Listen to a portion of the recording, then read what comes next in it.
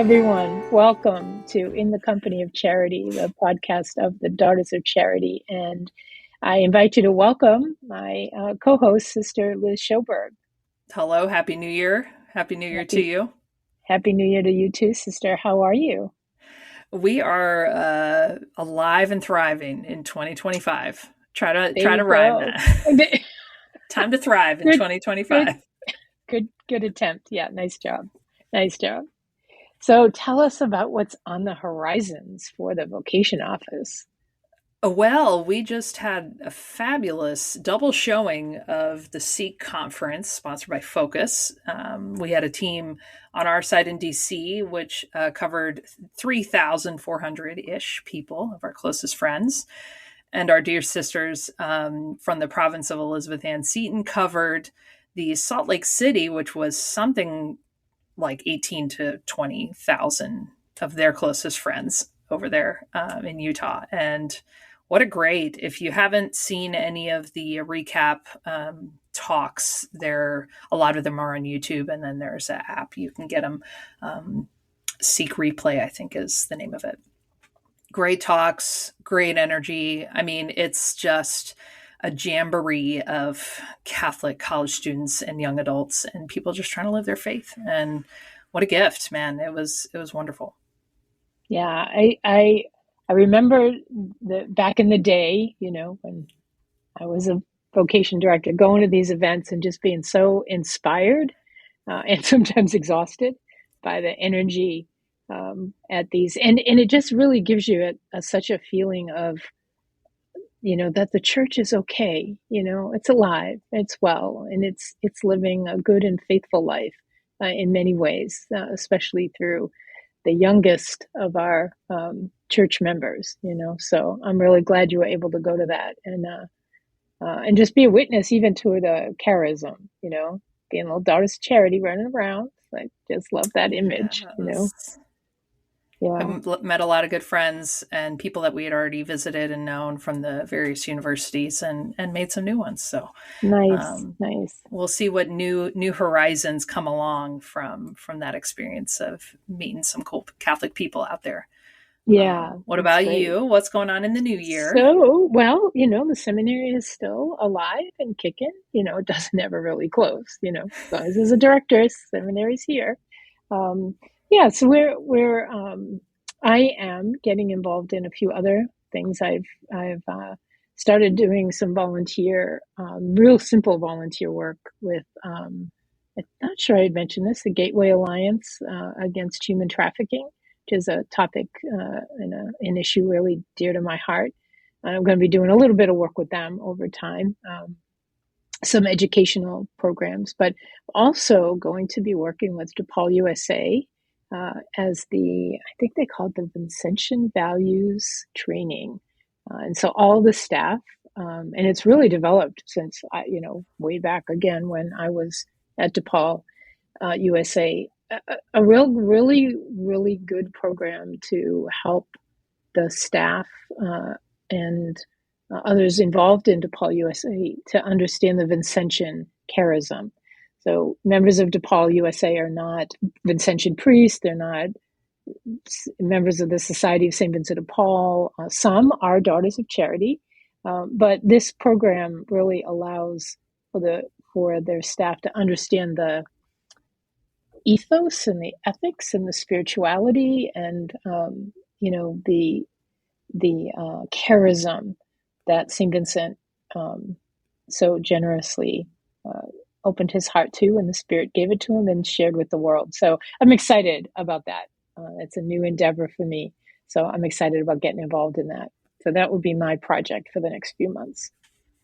And we're going to see each other in a couple weeks because we have a Choices of the Heart, which is like a level 2 discernment weekend out there in St. Louis. And so it'll be good to hang out in person. Yeah, that would be great. We'll get to do a episode out there. I think we'll do a let's co-host hope chat so. live. Co-host. Yeah. Well, we're planning already. Look at us. That's right. But we also have some other things going on. Father Pat Griffin will be coming up I think not this, obviously not this episode, but the next, talking to us about the 400th anniversary of the Vincentian priests, the Congregation of the Fantastic. Mission. So they are about 9 years older than we are. So in about 9 years, we'll be celebrating our 400th anniversary. It's quite amazing, really. So that'll Mm-hmm. be an exciting episode as well. So look forward to that. But today, we are going to hear Yes. from a Well, good we'll friend of hear yours. from yes, our my buddy Becca from the Seton Shrine, Becca Corbell. What a great young woman who has just progressed in leadership over there at the Seton Shrine, and what a great episode. We cover a lot of different things. So a little bit of Back from the Dead, a little bit of what's happening nowadays because they are celebrating 50 years since the canonization of Mother Seton in 1975. And so they have some cool exhibits coming up.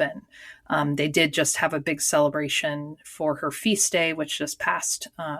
And so it's cool to kind of hang out with old friends and catch up. So hopefully you guys feel that in the episode. And we love our Mother Seton. We love Emmitsburg and the Seton Shrine. Can't get enough of that stuff. So yeah, a little bit of a different take, and to hear from someone who is just as passionate as we are about what she began there in the valley, which spread all over the U.S. and the world as well. So what a gift! Yeah, yeah.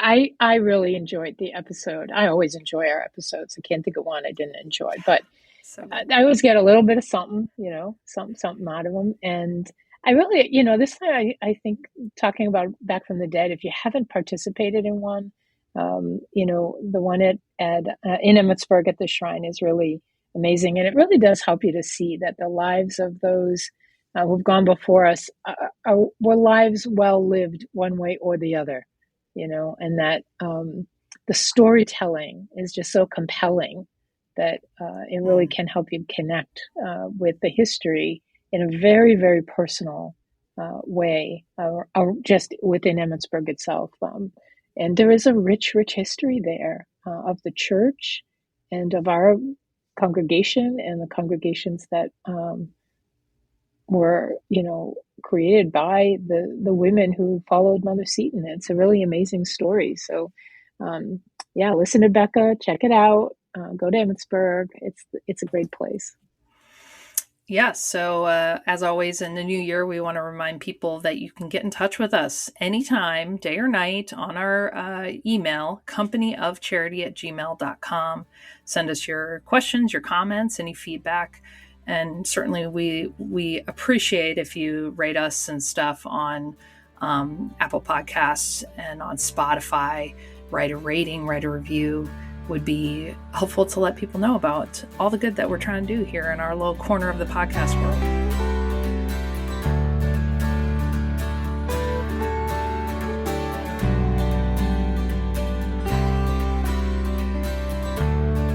Welcome, everybody, to the podcast. This is Sister Liz here.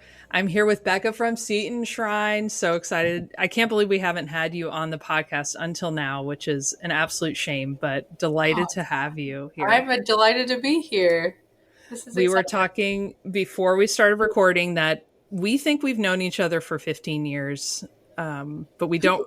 Neither of us remember how we met each other. Yeah, it's just one of those things where someone just springs up in your life and you're like, oh, hello, you've always been here.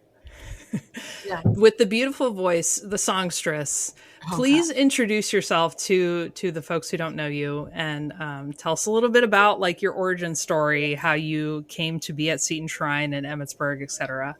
Yeah, sure. With the songstress intro, I feel like I should be like, my name is Becca. But I'm not going to do that.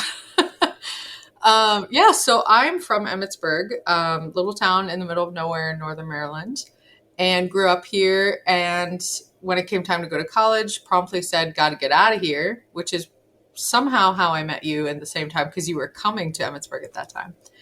But then after I graduated, I came back and I had graduated in the wintertime. And so I had like an awkward long summer and spring semester before my graduate program, which I was accepted to and ready to go. Had a few misgivings about the program, but that's okay. And got a job as a tour guide here at the Seton Shrine. and thought this will just tide me over. Did other odd jobs. And at that time, we had a very small staff. We still have a small staff, but very small. And we didn't have anyone in worship or liturgy. We had mass 3 days a week here. And so if Mother Seton's feast day didn't fall on one of those days of the week that we had mass, we wouldn't have mass for her feast day. And I remember noticing that my first January 4th with the shrine. And I went to our director and I said, I feel like we could be doing more, like having mass on her feast day. And pretty quickly they decided to create a worship job. And then I interviewed and got that position. And so I didn't go to my graduate program. I ended up doing liturgy at the shrine for like 7, 8 years, and then moved into other positions, kind of started our outreach program during COVID, which is a crazy time to start an outreach program. Exactly. And then we hired someone to do that. And now I'm more in like administration and do boring things like budget spreadsheets and schedules and more 9 to 5 type stuff. A little bit of everything.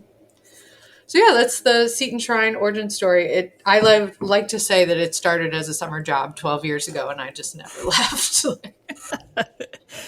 And it's kind of like a black hole in the best sense, where it gets in your blood and your soul, and Emmitsburg and Mother Seton and the story of all of that just become part of you. And Yeah. I think you've added such a beautiful spirit to that team and to the shrine there. It feels sacred over there. That's good. And it's, of course, that's herself, right? Saint Elizabeth that is Ann herself. Seton. Yeah. I mean, people have presence said there. that for years, that when they come on this property, they just feel peaceful. And that's not anything we do. Sure, there are people, great guys that like cut the grass and make it a nice place to be, but it's really Elizabeth's presence here and all the other saints that have been here and walked these grounds, and all these people seeking after holiness. I mean, all of your sisters that live here that are buried out here. I have 2 Daughter of Charity ancestors, so I'll often go out and like visit their graves and ask them and all the ladies to pray for us, because we don't know what we're doing, but neither did they. So We're all just out here trying our best. Exactly. Right? We're just trying to figure it out. So yeah, it's the peace of this place. But then, I mean, we do really try to not work against that peace and really try to cultivate that peace, both for our visitors, but also for ourselves as much as we can. So, yeah. Now, for many who perhaps have been in the area or have been to the shrine in previous years, I can say if you haven't been in the last, say, 2 years, it would behoove you to visit, because there's a whole new complex that has expanded. Yeah, it's Can you say a little bit about that? Yeah, so we inherited the museum the sisters made in the 80s, which was lovely and had these illustrations, but didn't have a lot of artifacts of Elizabeth's. It was a very kind of small museum. And then the Sisters of Charity of New York gave us their entire collection of artifacts, which was a lot of Elizabeth's belongings. Most notably, her habit is now on display, which is crazy. The habit that she wore, books of hers, commonplace books, journals, all kinds of stuff, things she and her husband gave each other as engagement gifts. And so once we were given this collection, it made sense to share it. It feels selfish and kind of foolish to put it in a repository somewhere. So we started the process of designing a brand new museum, which is now on the same level as the Basilica. So it flows just so much easier from getting to know Elizabeth's story into the Basilica, into where she's entombed, and kind of the glory of heaven represented in the Basilica. So it feels like her whole life was leading up to the Basilica, which it was. So it's a really powerful experience now. And then we have 2 special exhibits that change out almost annually. Yeah, plus we have the houses she lived in and all the things we had before. So it's definitely a full experience now. Not that it wasn't, but it's robust for sure. It's one of the seminarians came in and he said, "Oh, it feels like an actual shrine now." Like, I was like, "Oh," but it does. It like has just like you said this sacredness now, which is really special. As someone who has been coming to the shrine myself, I came in 2002, you know, in my own discernment, and walking those grounds and feeling it is just it feels like it has come to life in a lot of beautiful ways, from all the sisters that have been docents and sisters who've helped on the liturgy side for many Mhm. years, to see the laity and to see people really take ownership of her and the property has been amazing to see, and to see how it's expanded. I Maybe we can say a little bit about Back from the Dead, which is very close to my heart, as we kind of brought it to Emmitsburg years ago. Um, how has that program expanded? Well, first of all, what is it, and then how has it expanded Sure. over time? Back from the Dead is a kind of immersive drama that you walk through. Ideally, you walk through outside, and it's geared toward kind of high school, college age, but it's really for everybody. Asking the question of, are you thinking about eternity? Are you living your life in light of eternity? And so you walk from kind of scene to scene, vignette to vignette, and you encounter some historical characters, some saints, some kind of fictional is not the right word, but like someone from purgatory or things like that, kind of fictionalized scripts of people portraying the last four things. And it just kind of is a very reflective drama that you go through. We get now over 3,000 people come to that now over the Wow. weekends in Back from the Dead in October, which is wild. I remember when it first came to Emmitsburg, and then when it came down here to the shrine. And then I don't know if you knew this, but I directed Back from the Dead after Father Brian for 7 years. Um, and now we have other directors getting involved, which is really exciting.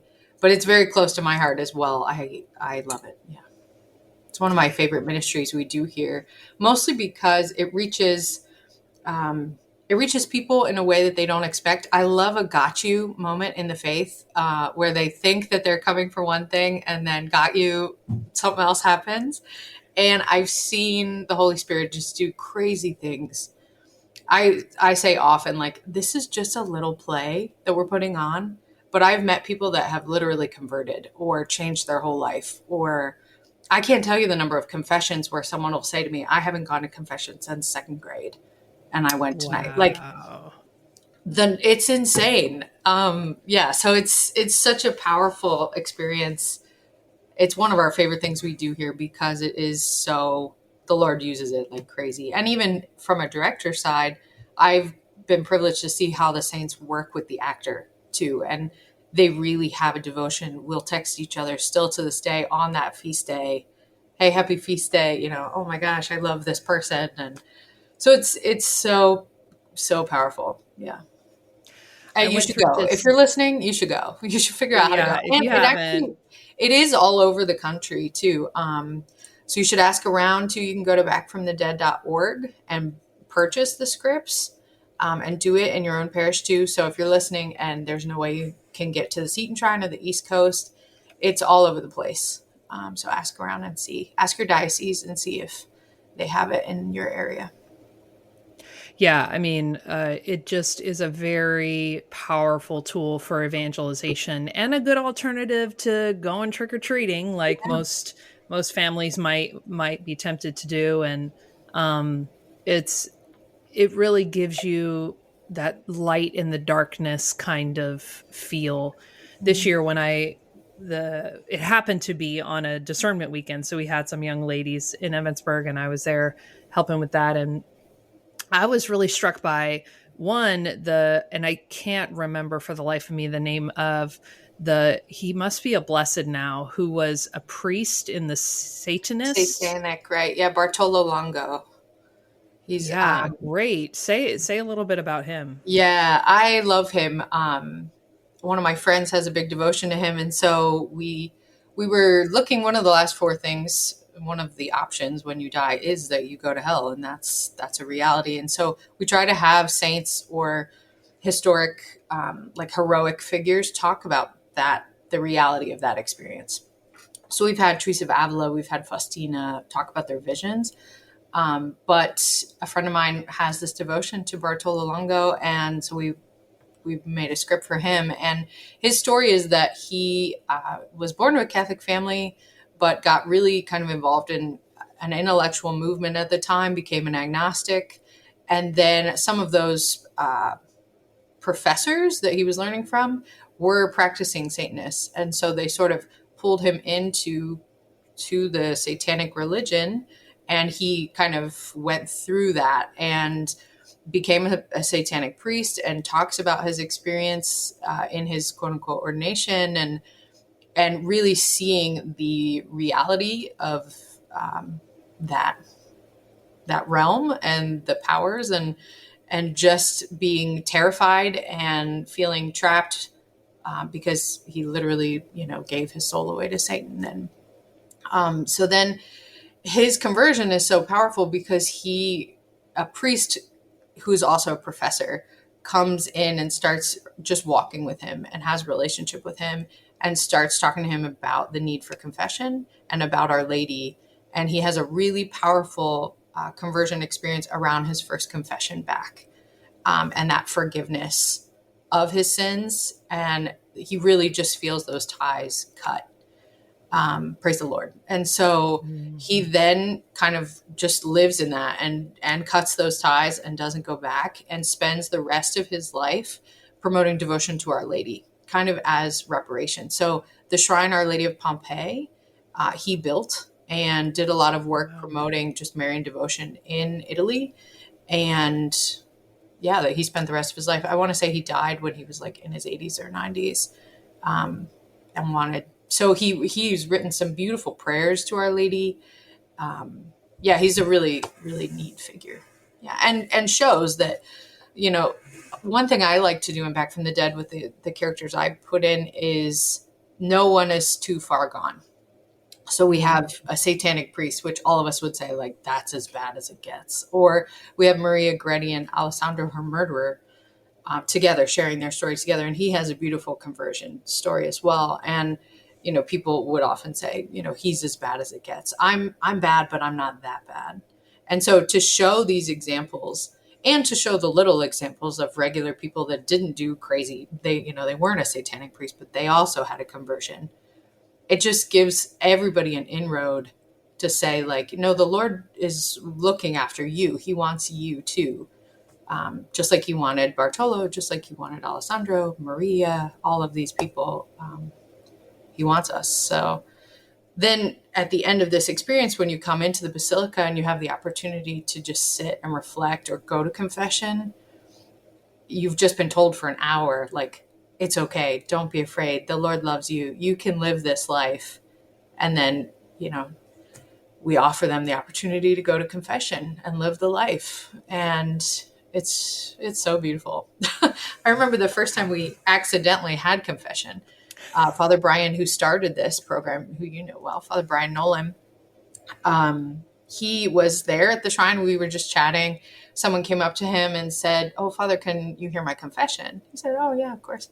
Gets in the confessional, turns the lights on. 2 hours later, gets out. There was a line. Gosh. So Isn't he that comes amazing? out like bleary eyed. And I'm like, oh my God. We just look at each other like, why have we not thought of this?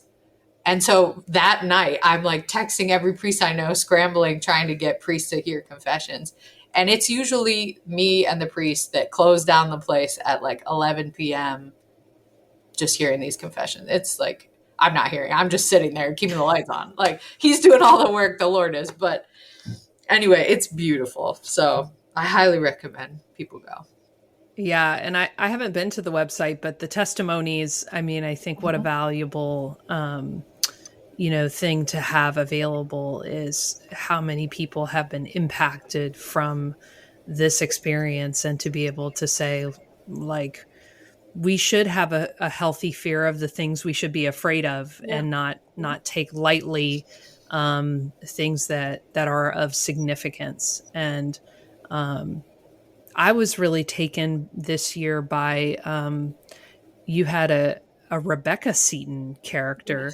And I always expect to see Mother Seton because it's like, ooh, Mother Seton, this is her Yeah, place. exactly. And then we were right by the original graves, is in the old stone cemetery. And then there's this young lady, and she's like, hi, I'm Rebecca. And it was so precious to me to hear her speak about her mother. Mm-hmm. And I think there's something just really precious about that, really beautiful to hear from the person who lived with the saint. Yeah, that's exactly it. Is this message that saints are all around us, and sometimes we call them mom, and that should call us up. Like sometimes someone is looking at us too, as like they need us to be the saint in their life.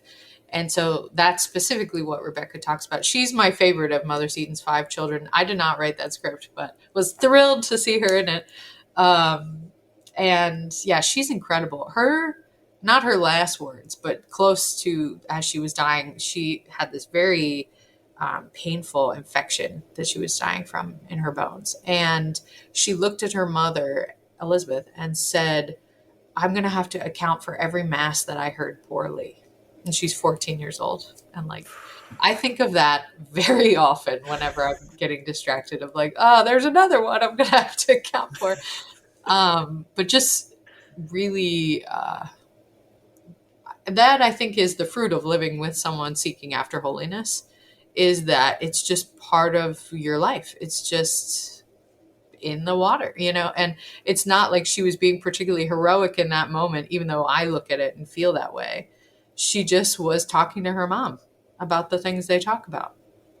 Mm-hmm. And yeah, it's so inspiring to see, like, what if we all just were saints? How would we live differently? That's something we've been reflecting a lot about here, all of us at the shrine, this call to holiness. So kind of transitioning, but the 50th anniversary of Elizabeth's canonization is this year, 2025. And so that feels like something of note. We should celebrate, we should mark, so we're doing things. But myself, and particularly, and some of my coworkers, are rereading the homily the Pope gave at that Mass, the text of the papal bull, which is the canonization document. And this is 1975, so it's fresh out of Vatican II, the universal call to holiness, the call for the laity to embrace holiness, and many other things. And so that is mentioned like almost in the first sentence, that holiness is possible for everyone. Mm. And the fact that the Pope, this was the first homily in a canonization Mass that he gave in English. So he was giving it to the United States for sure. And so we've kind of been reflecting on like, well, he was talking to us, we should probably pay attention. So reading, what we're called to, and we're called to live our lives as well as we can, seeking after heaven, which is what Elizabeth did. And through that, like just focus and commitment to wanting to go to heaven, she became a saint. And the Lord gave her these graces, and he gave her faith. But she wasn't out to become a saint. She was just out to get to heaven. And kind of reframing it that way. If you are in heaven, you are a saint. But reframing it that way of like, I just want to be with God in heaven. We can all get behind that, I think. It feels less intimidating. So that's something I've been reflecting on, of just in my day, in my spreadsheets, in my whatever, in my conversations. Yes. Can this get me to heaven, or can it pull me from heaven? And what my attitude has to do with that. Because spreadsheets definitely could pull me from heaven. I hate numbers, but if I have the right frame of mind, and then it could help me get there, which is, I need all the help I can get. So bring them on. there's a phrase, and it comes with a particular statue that one of the Sisters of Charity did of, and it says "Hazard yet forward," Mm-hmm. which is from the Seton seal. Yeah. And I feel like it captures her life and her spirituality well, because I think sometimes we have a mistaken notion that when I give my life to God, when I'm walking in his presence and trying to live the Christian life in virtue, things should go well for me. Like it Yeah. should be, Should get like easier. peaceful and Yeah. tranquil, and the road should open ahead of me without issue. And that is a prosperity gospel that is not the gospel. Like here's a woman who had tremendous sufferings in her life. The husband died, two of the children died. Like The there's bankruptcy, like just a yeah. constant unknown. Yeah, I think a lot at Christmas time, they went bankrupt at Christmas time. And so 2 days before Christmas, the bank came in and took an inventory of everything they owned, took whatever they could to settle the debt. So we have in the museum a ledger of every number of children's socks and her husband's like things, and there's just a list of 7 children's dresses, 18 socks, and them taking an inventory of their things and taking whatever they could right before Christmas. William died at Christmas, her husband. And yeah, it does not get easier, even as she does convert to Catholicism.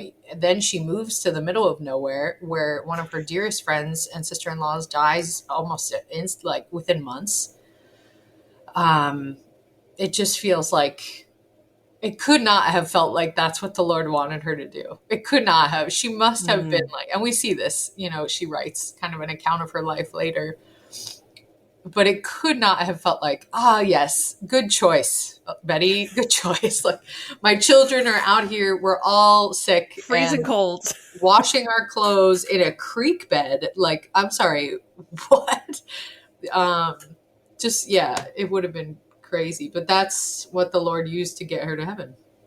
So she embraced it. It's crazy. Yeah. Hazard yet forward. I think there's something to the fact that whatever happens in our situation, in our life, comes either directly or indirectly through the hands of God. Whether that's his will as such, or if that's his permissive will where he's allowed something to happen that is not great.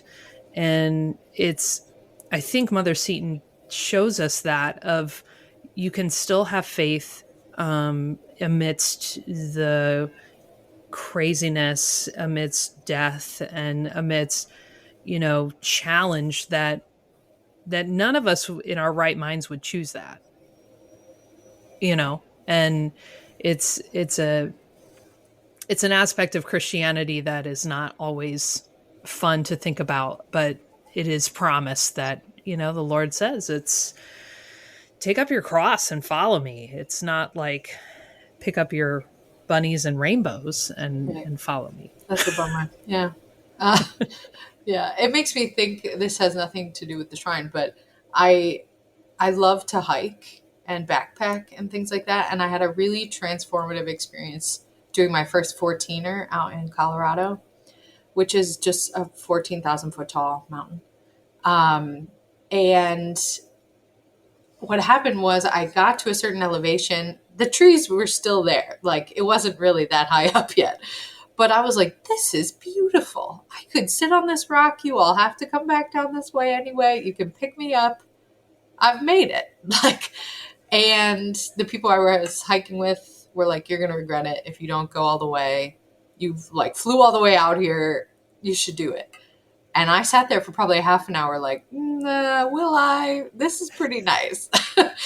And then I decided, they're probably right. So I went up, and it was the hardest thing I've done in a long time, because you're aching and you're crawling at points because the rock is shifting underneath you. And then you finally get to that summit that you've been looking at, and you come around the corner and you realize that's not even the summit. There's a whole nother one. Whoa, false And summit. yes, exactly. And then you finally get to the top and you realize this is higher than I could have even conceptualized in my mind. I am closer to the planes than the people on the ground. Like, and you're watching a plane go by thinking that's not even that high. And it just completely shifted my worldview of it is easy to stay at the bottom, and it's nice and it's pretty and it's comfortable, but it does not even compare to the top. You can't even wrap your mind around the top until you've gone. And so you have to do whatever it takes. You have to crawl on your hands and knees. You have to climb, and it hurts, and there are things that pull you back. And the more things you carry up the mountain, the harder it is, which is a whole analogy in and of itself. And that just completely transformed my spiritual life of the Lord is so much bigger than what I can conceptualize. So all the goodness that he has for me, I can't even wrap my little mind around. But he's asked me to walk up this hill, and I can do that. I can put one foot in front of the other. And I do feel like that's what Elizabeth did. He asked her to go to Maryland. She didn't know for what. Like, she wasn't looking to start a religious community, but then he asked her to start a religious community. Okay. Now he asked her to move out to the middle of nowhere. Okay. Like, she just keeps saying yes. And man, oh man, like what he started out of what she started, like the little seed that she was, the whole Catholic schools, like were modeled through her, Catholic healthcare organizations, Catholic social services, like our whole Catholic United States infrastructure really came out of her just saying like, okay, sure, I'll go to Emmitsburg. Okay. Like, which is Whatever the next right. adventure, Yeah. whatever the next She step just said is. yes. And the Lord changed our nation. Like it's, so I say that often to myself and to other people. I'm like, man, if I just say yes, I don't know what he can do. It's not my job to know. I just say yes. Like, so that's what I think Elizabeth is trying to say now. I don't think it was a mistake that she was canonized in 1975. I don't think it's a mistake that it's 2025 and she's back to say, hey, my people, my American people, say yes. Like, yeah. So the Lord I knows what don't he's know about. yeah, and maybe you might have a really good sense of this having come from an incredibly faith-filled family, you know, that cultural shifts happen over time, and we're in a time that is very much in need of God and of purpose beyond the self and beyond what I want for me and my fulfillment. I think there's something really cool that Mother Seton has to say to this culture of there is something beyond today and what I can do for me, because here's somebody who, in her fidelity in the faith of converting when it was not convenient, and she lost all of her family and income and etc. because of what she felt like she needed to do in her spiritual life and for her family. Like, this is there's a revival of sorts that could happen if we allow it. And here's the impact of one soul. Like, how much more if each one of us were committed and faithful in the everyday to make an impact on the souls that are around us. Because she didn't travel the country evangelizing. Like, she planted a seed in Emmitsburg, Maryland, Yeah. and Yeah, she wasn't even really trying to plant a seed. That's the thing. Like, it's not like she thought, well, I'll do this school for girls and others will follow suit. She just was like, loved being a mom, loved being a teacher, and saw a need out here. And the bishop asked her, start a school, start a community. Okay. And so she did. and she wasn't, she accepted students, rich, poor, any kind of color. I'm going to teach them. I'm going to teach them what they need and teach them the faith and live my life. And then her sisters grew, her students grew, and they went on and lived like Elizabeth, and they started things. And, one of my coworkers says when she gives tours that Elizabeth just saw a need and stepped into it. She never stepped away from it. So even before she was Catholic, she started with several other socialites, the Society for Relief of Poor Widows and Orphans in New York, which was the first orphanage in the US. And she just saw this need and stepped into it. And so her students, these young girls taking, French from her, whatever, saw that, lived with her, saw that, and then they went back home and did the same thing. And we watched that. And we watched their generations now. We're very privileged at the shrine that we meet the great-great-grandchild of a student that went here that feels that connection. Or we meet sisters that can trace their, the sister that invited them can trace their sister that invited them back to Mother Seton, back to the, it's just by living faithfully. It's not by trying to do something big, which I think is sometimes how the devil gets you, because he says, oh, if you're going to step outside yourself, you have to do this big, showy thing. It's got to be super successful. You have to have all these followers. That's not the Lord's way all the time. Sometimes it is. But I think the call is just to be faithful to whatever it is. And let him worry about the number of followers. Let the Lord worry about whatever, But it's hard. I was reading, I was listening to a podcast on the interior castle, which is just mind blowing. I was going to say blowing your mind. Yeah, what a great work of spirituality. But he was saying, your whatever place in the castle, wherever you are in the spiritual life, that information is not yours. You you don't need to know. You don't need to know where you are. You just need to do what's in front of you and take your place in the kingdom. And it's a great way to think about it, because in some ways we don't have to worry about the results of what we're doing. We just have to worry about doing what the Lord is asking us today, which, of course, as someone who's now working in vocation ministry, that's hard. I'm trying to help people. And I know these life questions can be really tough to, I want to meet somebody, or I want to figure it out right now. Is God calling me to be a sister or not? I want to know. And sometimes, you just have to say, it's okay that you don't know right now. If you were supposed to know, you would know.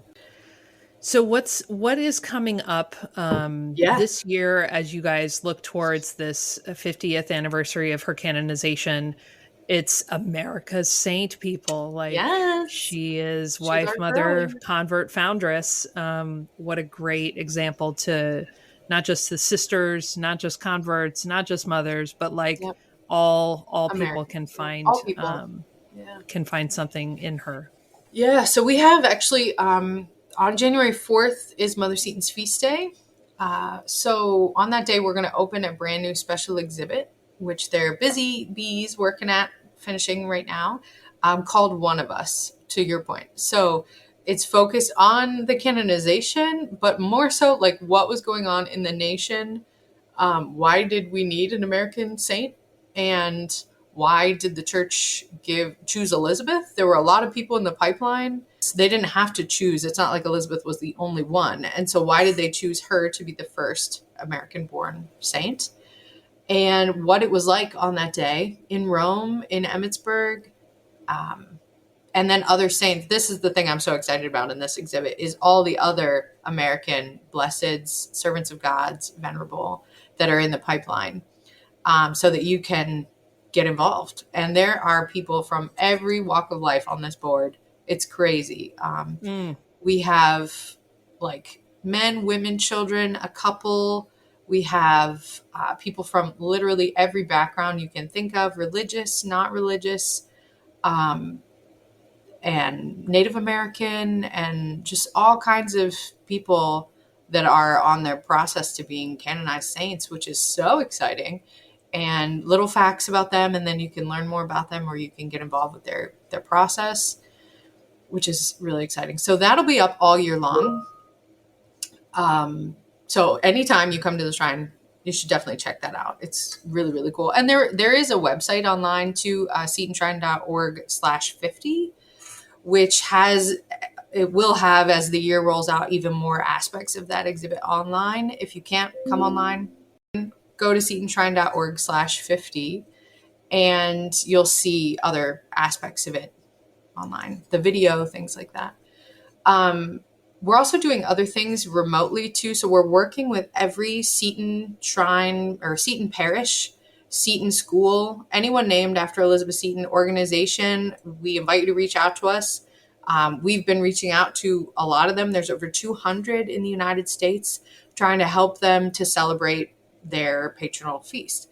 So things like resources and videos and things we want to send them so that they can promote devotion to Elizabeth in their community, which they already have.